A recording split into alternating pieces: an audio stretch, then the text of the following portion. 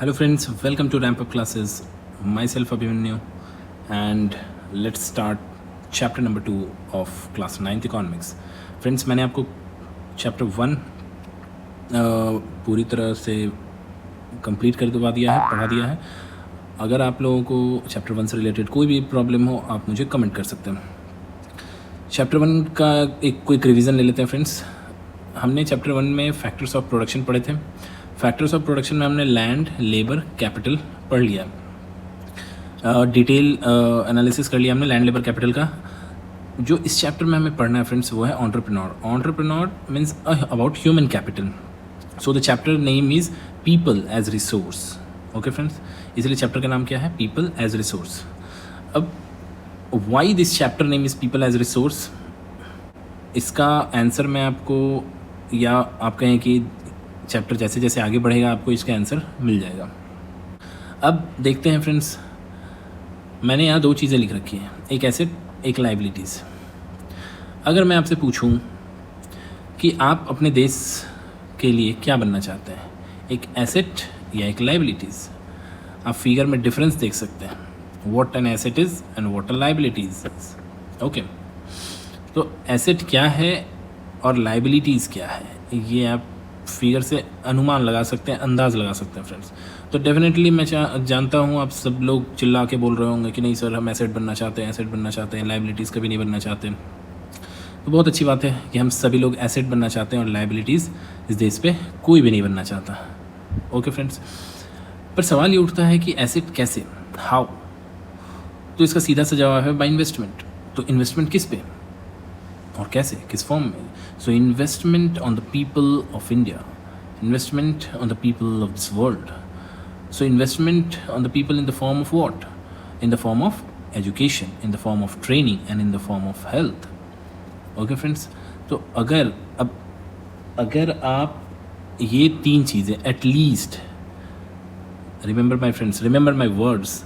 Okay, मैं जो भी चीज़ें बोल रहा हूँ, सी I will teach you every nook and corner. Okay, मेरे पढ़ा देने के बाद आपको किसी भी सवाल का जवाब देने के लिए किसी भी और यूट्यूब चैनल्स को देखने की ज़रूरत नहीं होगी. आपने अगर इन चैप्टर्स को अच्छे से देख लिया और पढ़ लिया, आपने अगर मेरे चैनल को अच्छे से देख लिया, तो बिलीव मी आप सारे आंसर्स खुद लिख सकते हो. Okay friends, so investment, I was talking about investment. मैं किसकी बात कर रहा हूँ? इन्वेस्टमेंट की. तो इन्वेस्टमेंट किस पे? इन्वेस्टमेंट एजुकेशन पे, ट्रेनिंग पे एंड हेल्थ पे. पर आपके दिमाग में ये बात उठेगी कि ये इन्वेस्टमेंट क्यों करना है, क्या फ़ायदा है हमें ये इन्वेस्टमेंट करने से. Okay, why should we waste our money on this investment. तो आपको याद होगा फ्रेंड्स, मैंने आपको पिछले चैप्टर में फिजिकल कैपिटल के बारे में पढ़ाया था. ठीक है, जैसे मैंने आपको बताया था कि जो मैन मेड मशीन्स, इक्विपमेंट्स हैं, व्हीकल्स, कंप्यूटर्स एक्सेट्रा, इन सब चीज़ों का यूज़ करके हम गुड्स एंड सर्विसेज का प्रोडक्शन करते हैं. सिमिलरली अगर आप ह्यूमन कैपिटल पे खर्च करते हैं, अगर आप ह्यूमन के स्किल्स, उसके हेल्थ, एजुकेशन, क्रिएटिविटी, नॉलेज या टेक्निकल चीज़ों पे खर्च करते हैं, तो believe me and you can see, if you don't believe me you can see the picture, what the difference we can create. अगर हमने स्किल, एजुकेशन, नॉलेज पे खर्च किया तो हम क्या डिफरेंस ला सकते हैं? तो हम ये डिफरेंसेस ला सकते हैं. Differences regarding what? तो friends, differences regarding the economic growth, differences regarding the social development. हम पॉवर्टी कम कर सकते हैं अपने देश से. ठीक है, हम इनोवेशन कर सकते हैं, हम रिसर्च कर सकते हैं. तो अगर इनोवेशन और रिसर्च किया हमने, तो हमने बुलेट ट्रेन बनाए, हमने मेट्रोज़ बनाए, हमने मैगलेव बनाए, that is magnetic levitation. Magnetic levitation से चलने वाले जितने भी बुलेट ट्रेन हैं, इससे क्या हुआ? इससे हमारा टाइम जो था वो रिड्यूस हो गया. हम वो टाइम जो हमने रिड्यूस किया by our knowledge, by our innovation, by our research, वो टाइम हम कहीं और यूटिलाइज़ कर सकते हैं for further innovation, for further research. Okay friends, तो ह्यूमन कैपिटल का एक बहुत अच्छा एग्जाम्पल आपके किताब में, आपके एनसीईआरटी में दे रखा है, अबाउट द ग्रीन रिवॉल्यूशन. तो इन फर्स्ट चैप्टर फ्रेंड्स मैंने आपको बताया था that father of green revolution in India is M S. Swaminathan. M S. Swaminathan है फादर ऑफ ग्रीन रिवॉल्यूशन. तो उन्होंने क्या किया, उन्होंने नॉर्मन बोरलॉग से ग्रीन रिवॉल्यूशन की जो भी टेक्निक थी वो उन्होंने उनसे सीखा, ठीक है। वो विदेश गए, वो चीज़ों को फॉरेन कंट्रीज़ में जाके उन्होंने ग्रीन रिवॉल्यूशंस की सारी हाइल्डिंग वैरायटीज़ की seeds, the way of irrigation, ये सारी चीज़ें, जो सारी टेक्निक उन्होंने लर्न की, और वो सारे की सारी टेक्निक उन्होंने अपने देश में आके अप्लाई की, ठीक है। तो इससे क्या हुआ, मतलब एक ह्यूमन जो था वो कन्वर्ट हो गया किस में, ह्यूमन कैपिटल में। तो इससे हमारा इकोनॉमिक ग्रोथ बढ़ा, यस बिल्कुल बढ़ा, क्योंकि पंजाब हरियाणा के इलाके में वीट का प्रोडक्शन बहुत ज़्यादा हो गया, राइस का प्रोडक्शन बढ़ने लगा हमारे देशों में, ठीक है friends.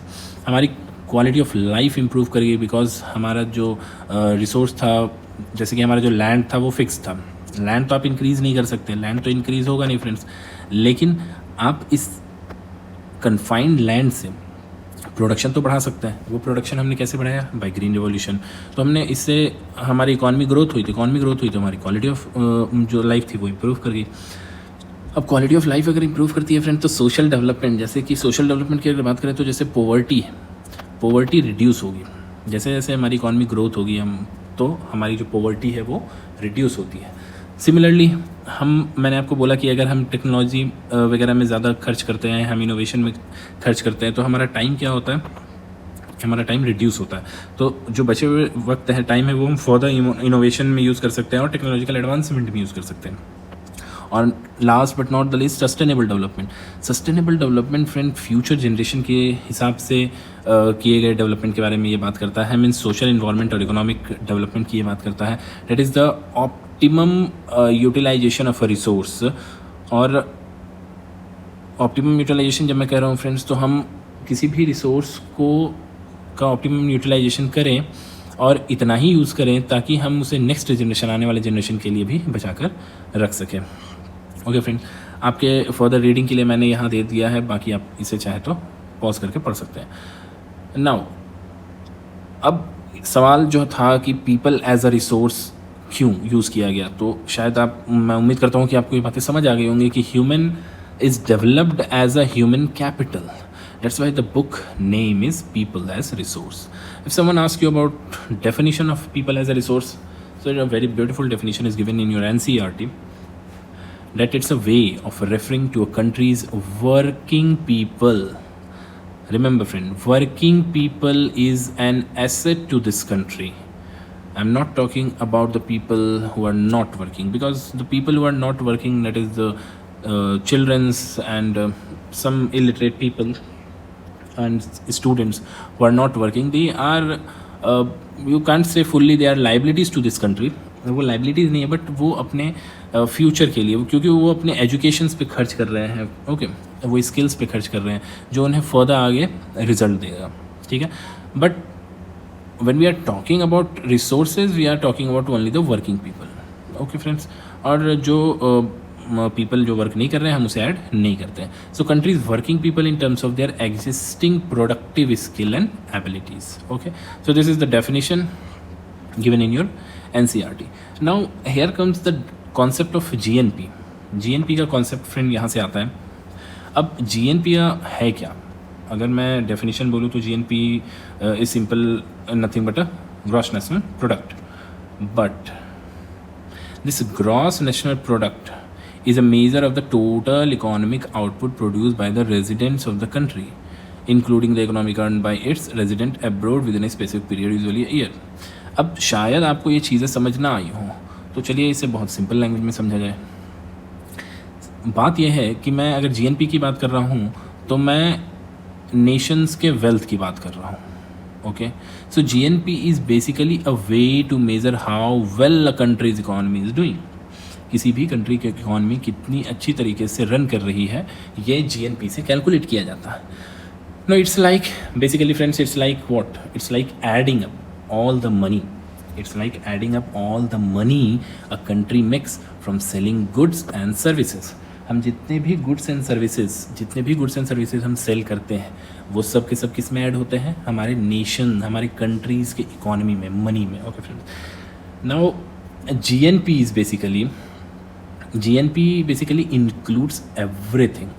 Everything means friends, everything a country produces, जो भी ये कंट्री प्रोड्यूस कर रही है वो सब कुछ ऐड किया जाता है जीएनपी में। मतलब कि अगर आप बात करें कार्स की, क्लोथ्स की, इनफैक्ट इवन हेयर कट्स, अगर आप हेयर कट की भी बात करें तो ये सब कुछ जो आप रेस्टोरेंट में मील लेते हैं, जो खाना खाते हैं, everything is calculated under GNP. Now it doesn't matter that where the goods और सर्विसेज आर मेंट। अब जीएनपी जीडीपी की तरह नहीं है फ्रेंड्स। जीडीपी बात करता है जीडीपी बात करता है whatever calculated within the territory of, means whatever produced within the territory of India और within the territory of any country. But GNP is not like this. GNP को इससे कोई मतलब नहीं है कि goods and services कहाँ बन रहा है, कहाँ इसका प्रोडक्शन हो रहा है, इससे कोई मतलब नहीं है। As long as they are produce by the country's citizen, country के सिटीजन के द्वारा अगर ये प्रोडक्शन किया जा रहा है फ्रेंड्स, तो इसका मतलब है कि वो जीएनपी में कैलकुलेट होगा, वो इंडिया के इकोनॉमी में, टोटल इकोनॉमी में कैलकुलेट किया जाएगा। ओके अगर सिंपल टर्म में मैं बोलूँ तो जीएनपी क्या है, जैसे आपका रिपोर्ट कार्ड आता है फ्रेंड्स, ठीक है, तो जीएनपी भी जस्ट लाइक रिपोर्ट कार्ड ही है, ठीक है, जिसमें कि हम जितने भी कंट्रीज़ के, जैसे हायर जीएनपी की अगर हम, जैसे अगर किसी कंट्रीज़ की जीएनपी हायर है, GNP is high means what, the country is producing मोर। आपके मार्क्स अगर ज़्यादा आ रहे हैं इसका मतलब आप ज़्यादा मेहनत कर रहे हो। तो सिमिलरली अगर इफ़ जीएनपी अगर किसी कंट्री की जो है वो ज़्यादा है किसी रिपोर्ट कार्ड पे, जैसे कोई रिपोर्ट कार्ड है उस पर अगर जीएनपी किसी कंट्री की हाई है, इसका क्या मतलब है, that country is producing more and doing better economically. Okay friends, now it has two sides, positive side and negative side. Know what I am talking about, ये क्या है, ये पॉजिटिव साइड, ये नेगेटिव साइड, ये क्या मैं इसके बारे में बोल रहा हूँ। तो आपके फ्रेंड्स इस ह्यूमन रिसोर्स जो है, जैसे जीएनपी की अगर मैं बात करूँ, अब जीएनपी जो है वो टोटली डिपेंडेंट है हमारे ह्यूमन रिसोर्स पे। ज़्यादा से ज़्यादा इनोवेशन अगर होता है फ्रेंड्स, तो अगर इनोवेशन ज़्यादा होता है तो इकोनॉमिक ग्रोथ ज़्यादा होता है, इकोनॉमिक ग्रोथ ज़्यादा होता है, प्रोडक्शन ज़्यादा होता है, प्रोडक्शन ज़्यादा होगा तो जीएनपी जो है वो राइज करेगा, ठीक है, किसी भी देश की जीएनपी राइज करेगी। अब देखते हैं क्या है ये पॉजिटिव साइड और negative side of a human resource. एक तरफ स्टोरी दे रखी है आपके एनसीईआरटी में शकल की, और एक तरफ दे रखी है विलास की स्टोरी। शकल एक ऐसा बच्चा है जिसके माँ बाप उसके एजुकेशंस पे खर्च करते हैं, उसे बाद में एक जॉब मिल जाता है और वो किसी सॉफ्टवेयर कंपनी में जॉब करता है, और फर्दर वो अपने बच्चों को, अब दूसरी ओर क्या है स्टोरी ऑफ विलास, कि इसे आर्थराइटिस है, ये अच्छे से पढ़ाई नहीं कर पाता है, इसके पिता की भी मृत्यु हो जाती है, इसकी माता 2 वक्त की रोटी के लिए भी बहुत जद्दोजहद करती है, पैसा ज़्यादा नहीं कमा पाती है, 150 रुपये पर डे ही कमाती है, तो ये अपने बच्चे को, मतलब विलास को नहीं पढ़ा पाती है। अब देखिए फ्रेंड्स, ये पॉजिटिव साइड, ये निगेटिव साइड जो है ये क्रिएट करता है virtuous cycle and VCS cycle. अब ये पॉजिटिव साइड और नेगेटिव साइड कैसे है, ये कैसे वर्चुअस और वीसीएस साइकिल क्रिएट करता है, तो देखिए अगर मैं बात करूँ शकल की बात करूँ, तो शकल के माता पिता ने इसे पढ़ाया और ये बन गया कंप्यूटर इंजीनियर। अगर ये कंप्यूटर इंजीनियर बन गया है तो ये अपने फर्दर आने वाले जनरेशन्स पे ये अच्छा खर्च करेगा, और जब ये सक्षम है पैसे ज़्यादा खर्च करने के लिए एजुकेशन पे, अपने बच्चों के एजुकेशन, हेल्थ, ट्रेनिंग पे अच्छा पैसा खर्च करेगा, तो इसके बच्चे फर्दर राइज करेंगे और ये फिर अपने बच्चों पे ज़्यादा खर्च करेंगे क्योंकि इन्हें एजुकेशन का महत्व समझ आ गया। वहीं दूसरी अगर मैं विलास की बात करूँ तो विलास की माता उस पर पैसे नहीं खर्च कर पा रही है। अब विलास, क्योंकि विलास के पास भी जॉब नहीं है और वो भी लास्ट में मछली बेच रहा है और 150 रुपये कमा रहा है, तो वो अपने बच्चों पे भी फिर कम खर्च करेगा फ्रेंड्स। फिर उसके बच्चे भी वही हालत में होंगे, फिर उसके बच्चे भी पॉवर्टी में ही रहेंगे, फिर वो भी मछली बेचेंगे या वो भी कुछ ऐसा काम करेंगे क्योंकि वो पढ़ नहीं पाएंगे अच्छे से, तो वो भी एक अनस्किल्ड वर्कर रह जाएंगे, स्किल्ड वर्कर नहीं बन पाएंगे। तो अगर ये क्या है, ये एक वीसीएस साइकिल में फंस जाएंगे। तो शकल की फैमिली जो है, विलास की फैमिली जो है वो एक वीसीएस साइकिल में फंस जाएगी और शकल की फैमिली जो है वो एक वर्चुअस साइकिल को क्रिएट करेगी। So if you have a good education, you have a better job opportunity. If you have a better job opportunity, you improved your living standard. अगर आपने अपनी लिविंग स्टैंडर्ड को इम्प्रूव कर लिया तो आप आने वाले नेक्स्ट जनरेशन पे इन्वेस्टमेंट करेंगे और फिर वो नेक्स्ट जनरेशन गुड एजुकेशन लेके फिर, और ये साइकिल चलता रहेगा। Similarly if you have a poor education तो आपके पास लिमिटेड जॉब अपॉर्चुनिटीज़ होगी, आपकी लिविंग स्टैंडर्ड पुअर होगी, आप नेक्स्ट जनरेशन पे खर्च नहीं कर पाएंगे और ये साइकिल चलता रहेगा। So this is the virtuous cycle and this is the vicious cycle. Okay my dear friends, तो इसको कहते हैं ह्यूमन रिसोर्स का पॉजिटिव साइड, जिसमें आप वर्चुअस साइकिल क्रिएट करते हैं। So this is the positive side of human capital and this is the negative side of human capital. So negative side of human means here the human is acting as a liability on the country. So if you are acting as a liability, if you are liabilities to the country, you are creating a vicious cycle, and if you are an asset to the country, you are creating a virtuous cycle. Okay friend, अब example लेते हैं Japan का। क्या Japan में natural resource की कमी है? बिल्कुल कमी है। तो यहाँ पे नेचुरल रिसोर्स नहीं है, ना के बराबर है, पर ह्यूमन कैपिटल पर उन लोगों ने बहुत ध्यान दिया, तो वो अपने ह्यूमन कैपिटल को बहुत डेवलप कर चुके हैं। अब इससे क्या हुआ, ह्यूमन कैपिटल को डेवलप कर देने से वो अपने रिसोर्सेज का ऑप्टिमम यूटिलाइजेशन कर रहे हैं। तो वो जो भी रिसोर्स की ज़रूरत होती है वो बाहर से मंगवा लेते हैं, दूसरे कंट्रीज से मंगवा लेते हैं, और दूसरे कंट्रीज से मंगवा के उसका फर्दर इनोवेशन और रिसर्च करते हैं। रिसर्च एंड डेवलपमेंट से वो एक डेवलप्ड एंड रिच कंट्रीज बन चुके हैं। तो जापान जो है वो बहुत ही बेहतरीन एग्जाम्पल है इसका। ओके फ्रेंड्स, अब ये तो हो गई बात आपकी जापान की। ओके फ्रेंड्स, अब हम बात करते हैं इकोनॉमिक एक्टिविटीज़ की। So economic activities, friends, are basically of three types. As you can see on the screen, economic activities are basically of three types. It is the primary sector, secondary sector and tertiary sector. Okay. अब ये economic activities की मैं जो बात कर रहा हूँ, ऊपर के जो स्टोरीज थे उससे we can clearly observe that different people are involved in different activities. Vilas, here you can see friends that Sakal is a computer software engineer. On the other hand, Vilas क्या कर रहा है, मछली बेच रहा है. Okay, so they all are involved in a different activities. So these different activities all together are included in GNP. Whether you are doing production out of India or you are doing production within the India, within the territory of India, all are included in GNP. अब अगर सकल जो है वो software engineer है और वो out of India जाके जॉब करता है, और फर्दर अगर वो कोई जो जॉब कर रहा है, मान लीजिए वो रेमिटेंसेस के रूप में जो पैसे हम बाहर फॉरेन कंट्रीज से अपने कंट्रीज में भेजते हैं, डैट इज़ कॉल्ड रेमिटेंसेस। तो अगर वो रेमिटेंसेस भेज रहा है कहाँ, भारत में, these all are calculated in what, GNP. सो एक्टिविटीज़ को जानना बहुत ज़रूरी है कि कैसी कैसी एक्टिविटीज़ इन्वॉल्व हैं आपके इस इकॉनमी के इस बुक में, जो आप इस बुक में दे रखा है, जो स्टोरी आपने ऊपर देखा। तो इसमें है primary sector, secondary sector and tertiary sector. ना, तो primary sector is what, very simple, all the agriculture, forestry, animal husbandry, fishing, mining, these all are included in primary sector. On the other hand, secondary sector includes the manufacturing and the processing, and the tertiary sector is called the service sector, that is the trade, transport, communication, education, these are all included in the tertiary sector. Now the sector that add values to the national income, which sector add values to the national income? The tertiary sector add values to the national income. Okay friends, now the question is that what is national income? National income है क्या? So just imagine my dear friend that our country is a big factory. Imagine your country as a big factory. Now this factory produces everything from cars to clothes to food, smartphones, everything.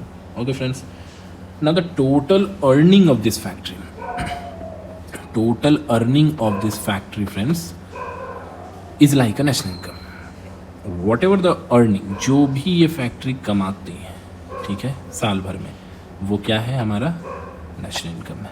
So it's a measure of how much wealth the country, how much wealth the country produces in a year.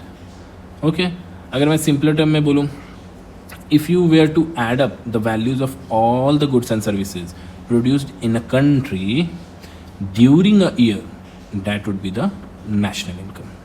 तो national income friends, एक note आपको याद रखने की ज़रूरत है, that national income is usually calculated annually and it can be used to compare different countries or track economic growth over time.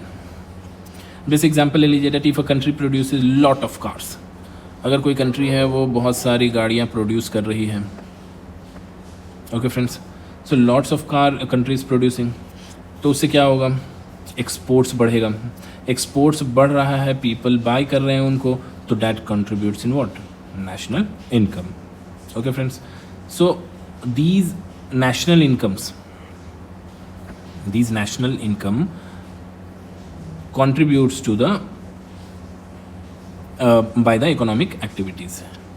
So जो भी इकोनॉमिक एक्टिविटीज़ हो रही है, चाहे वो प्राइमरी सेक्टर में हो, सेकेंडरी सेक्टर में हो या टर्शरी सेक्टर में हो, तो these all primary, secondary and tertiary sectors are included in national income. मतलब ये सभी अपना अपना योगदान दे रहे हैं किसमें, नेशनल इनकम को बढ़ाने में. अब हमारी देश की अगर कंडीशन देखी जाए तो यहाँ पे विमेन जो है जनरली वो हाउस होल्ड की ज़्यादा देखती हैं. They looks after, women generally looks after household. अब इसकी वजह कोई भी हो सकती है, either it is a historical reason or cultural reason, whatever. Okay, but women are not paid for the services. अब आपके घर में जब माँ काम कर रही होती है तो उनको उसके लिए पे नहीं किया जाता है, जो भी सर्विसेज वो डिलीवर करती हैं फैमिलीज को. बट यही विमेन अगर लेबर मार्केट में इंटर कर जाएं, देन क्या होता है, अगर वो लेबर मार्केट में इंटर कर जाएं तो they are paid for their work. Okay friends, तो these all are included in what, national income. Okay friends, अब नेशनल इनकम के बाद मैं उम्मीद करता हूँ कि आप जीडीपी, जीएनपी और नेशनल इनकम ये चीज़ें अच्छी तरीके से समझ गए होंगे. तो मैं इसे यहीं पे समाप्त करता हूँ. फर्दर इस टॉपिक को आगे बढ़ाएंगे नेक्स्ट वीडियो में. अगर इस रिलेटेड आपके पास कोई भी प्रॉब्लम हो और या आपको कोई भी इससे क्लास से जुड़ी हुई कोई भी प्रॉब्लम हो या वीडियो लेक्चर या ऑडियो किसी से भी रिलेटेड, तो आप हमें कमेंट सेक्शन में बता सकते हैं. Okay friends, so take care, goodbye.